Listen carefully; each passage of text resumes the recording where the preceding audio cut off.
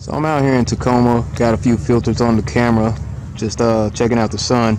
It's been pretty clear for the last couple of hours, but I just wanted to check this out for myself because, well, that's kind of what I do. I just looked at timeanddate.com. It's about 7 o'clock out here, and noticed that, one, they have the sun and the moon looking kind of small and local over the face of the earth, which is incongruent with what we see from the heliocentric model.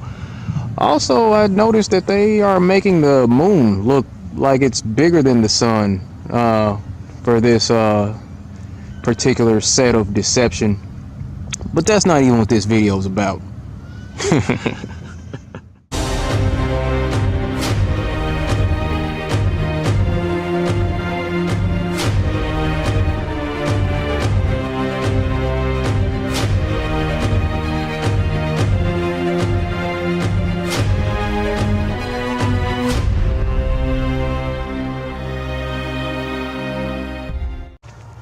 Alright, so real quick, I'd like to address some things that have been said about the video call between myself, Matt, and Luke, the guys from the UK and Australia.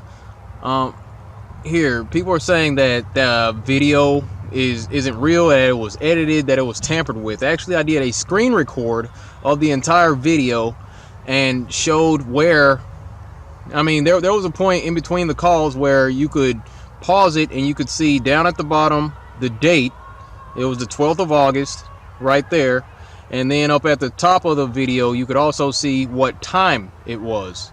So, you know, there was that aspect of that, so you can't really say that was faked. I actually did a screen record of the entire call and made those phone calls to those guys, or those you know, FaceTime calls to them, and yeah, that was all done in one motion.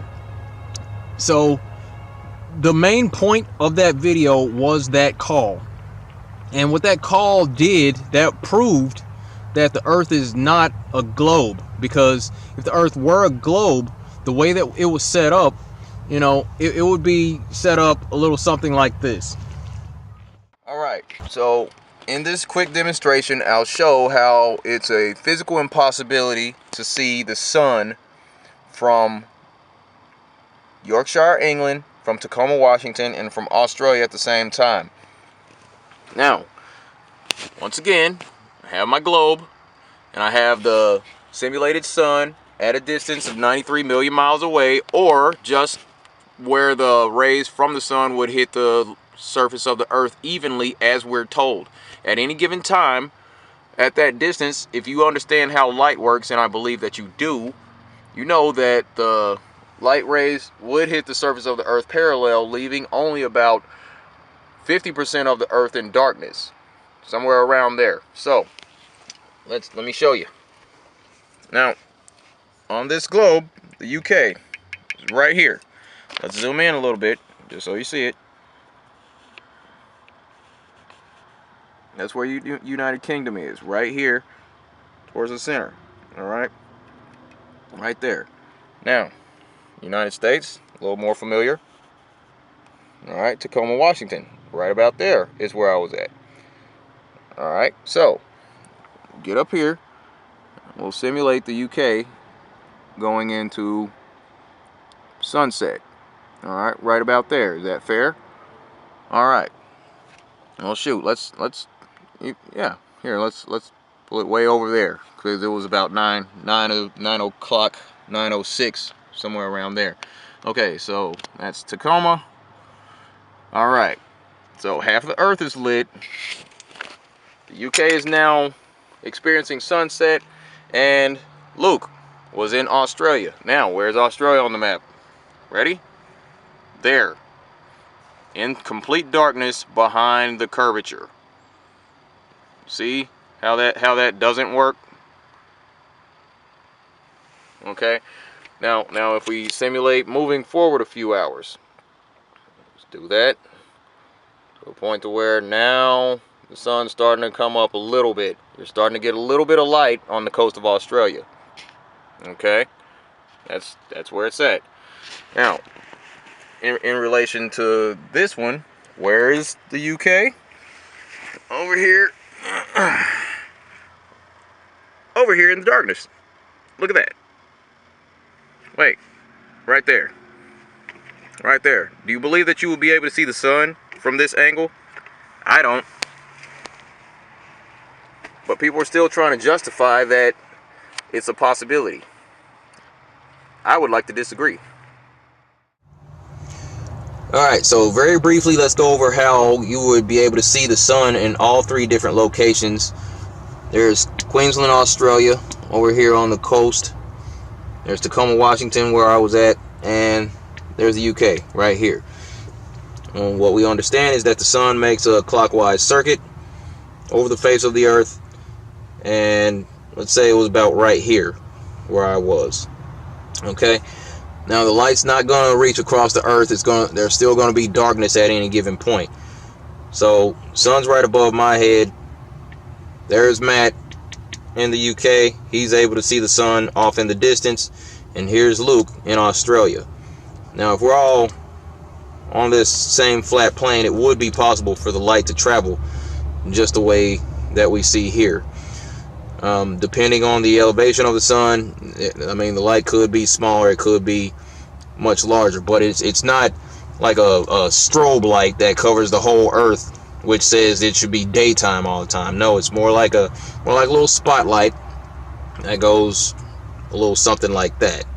So right about there, that's light in Australia, light in the US, light in the UK. The whole setup will go as such. Say the sun's out here, it's huge, and it's at a distance. The earth over here, bad circle, however. Okay, you got your Antarctica, you got, United States, that's connected to Canada and all that. Okay, South America, blah blah blah. All right, and that's half of Africa, and it's connected to these other places. Okay, so what happens from there, the sun's light should be coming parallel. Okay, that's how the rays should be hitting the earth, and that means that only half of the earth should be getting light from the sun at that distance. That was the point of that call. Okay, only half of the globe should be lit from the light of the sun if the sun is so large and the rays are hitting the earth from a parallel angle. So that means all the rays are coming in this way, and if that's happening, there should only be illumination on half of the globe. That's my point. That was the point of that whole call. But that's not good enough. Some people want numbers. Okay, fine, you want numbers? For those of us that want numbers, the globe is said to be spinning 24 hours. Every 24 hours, the globe makes one revolution. Okay, 24 hours. What's half of 24? Let's go here. Half of 24, let me see. That's 12 hours of illumination. That's what it should be. There's your numbers right there. 12. There should only be 12 hours of illumination. That's the point. That was the point of this whole thing. Because what we're told from the heliocentric model is this is how the rays hit the earth, right? So I just showed you this a couple of times, but that's all I got for this one. One more thing, one more funny thing that I discovered the other day. I mean, we're out here thinking that this is the way that reality is set up. This doesn't make any sense. You yourself cannot simulate water sticking to a spinning ball. That can't be duplicated in a lab. You can't do it yourself. Also, another funny thing that I realized with this the other day, something how they kind of hide the truth in plain sight. Check this out. Globes are not meant for educational purposes, but for decorative purpose only. It's on the stinking globe. They tell you right here. It's not meant for educational purpose. You're not supposed to be learning this because it's not real. Hello? How many more clues do you need?